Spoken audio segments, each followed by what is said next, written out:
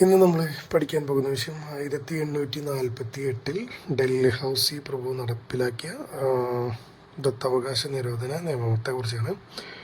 സ്വാഭാവിക പുരുഷ അനന്തരാവകാശി ഇല്ലാതെ ഭരണാധികാരി മരിക്കുകയാണെങ്കിൽ ബ്രിട്ടീഷുകാർ ആ നാട്ടുരാജ്യം ബ്രിട്ടീഷ് സാമ്രാജ്യത്തോട് കൂട്ടിച്ചേർക്കുന്നതിനായി കൊണ്ടുവന്ന നിയമമാണിത്.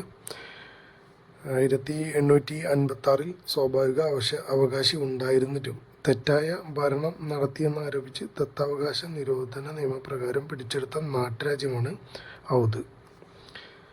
ഡൽഹൌസി പ്രഭു ദത്താവകാശ നിരോധന നിയമം 1848 ഔദ്യോഗികമായി നടപ്പിലാക്കുന്നതിന് വളരെ മുന്നേ തന്നെ ബ്രിട്ടീഷ് ഈസ്റ്റ് ഇന്ത്യ കമ്പനി പിടിച്ചെടുത്ത ദക്ഷിണേന്ത്യൻ നാട്ടുരാജ്യമാണ് കിട്ടൂർ.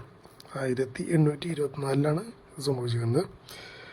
ദത്താവകാശ നിരോധന നിയമപ്രകാരം ബ്രിട്ടീഷ് ഇന്ത്യയോട് കൂട്ടിച്ചേർക്കപ്പെട്ട മറ്റു നാട്ടുരാജ്യങ്ങൾ വരുന്നത് 1848 സത്താറ, 1849 ജയ്പൂർ, 1850 സംബൽപൂർ, 1852 ഉദയ്പൂർ, 1853 നാഗ്പൂർ, 1854 ഝാൻസി, 1856 ഔധ്.